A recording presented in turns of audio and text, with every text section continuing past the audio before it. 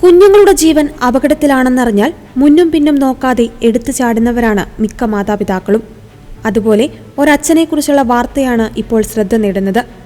മകളെ രക്ഷിക്കുവാൻ കടലിലേക്ക് ചാടുന്നതിന് മുമ്പ് അദ്ദേഹത്തിന് രണ്ടാമതൊന്ന് ആലോചിക്കേണ്ടതായി വന്നില്ല എന്നതാണ് സത്യം. കഴിഞ്ഞ ഞായറാഴ്ചയായിരുന്നു സംഭവം. ഒരു ചെറിയ പെൺകുട്ടി ഡിസ്നി ഡ്രീം ക്രൂയിസ് കപ്പലിന്റെ 4ാമത്തെ ഡെക്കിൽ നിന്ന് താഴേക്ക് വീഴുകയായിരുന്നുവെന്നാണ് ദൃക്സാക്ഷികൾ പറയുന്നത്.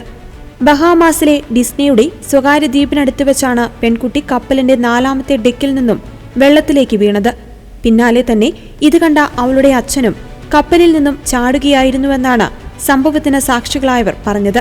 മാത്രമല്ല, സുരക്ഷയ്ക്ക് വേണ്ടി പ്ലെക്സി ഗ്ലാസ് സേഫ്റ്റി ബാരിയർ സ്ഥാപിച്ചിരുന്ന സ്ഥലത്തു നിന്നാണ് പെൺകുട്ടി വീണത്.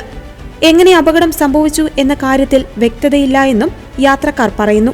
അച്ഛനും കൂടി ചാടിയതോടെ യാത്രക്കാരിൽ ഒരാൾ അറിയിച്ചതിനെ തുടർന്ന് ഉടനെ തന്നെ ജീവനക്കാർ എത്തി. റെസ്ക്യൂ ബോട്ടുകളും സജ്ജമായി.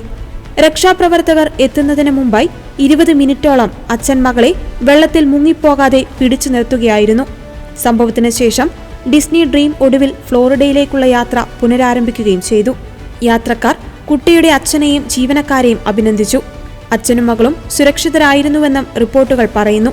യാത്രക്കാരിൽ ഒരാൾ പകർത്തിയ ദൃശ്യങ്ങൾ ഇപ്പോൾ സോഷ്യൽ മീഡിയയിൽ വൈറലാണ്. ഹീറോ എന്നാണ് മിക്കവരും അച്ഛനെ വിശേഷിപ്പിക്കുന്നത്.